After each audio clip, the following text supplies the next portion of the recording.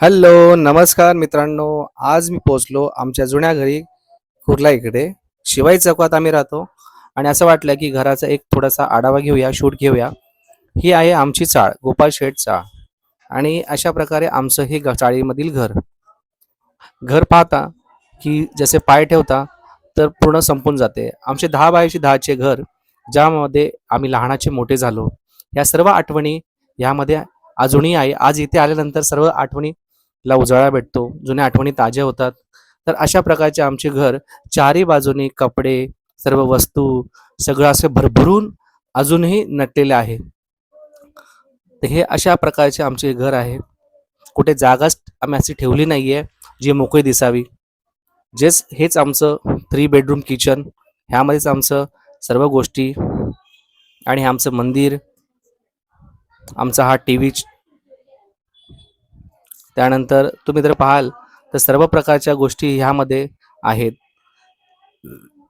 आमचा फ्रीज त्यावरती आणि छोटीशी वावरायला जागा.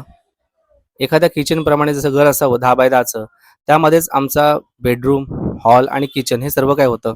पण ह्या चाळीमधला जो आनंद होता तो खूप मोठा होता, जो कधीही आम्ही विसरू शकत नाही. कारण इथेच आम्ही लहानाचे मोठे झालो. आज 40च्या दरम्यान आमचे प्रत्येकाचे आता वय आहे. पण इकडे आल्यानंतर ज्या लहानपणीच्या ज्या सर्व आठवणी आमच्या ताज्या होतात.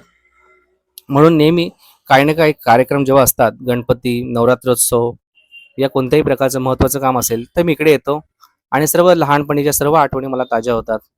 अशा आमच्या प्रकारचे किचन ह्या गोष्टी आणि त्यानंतर सर्वात महत्त्वाची गोष्ट म्हणजे आमचा माळा.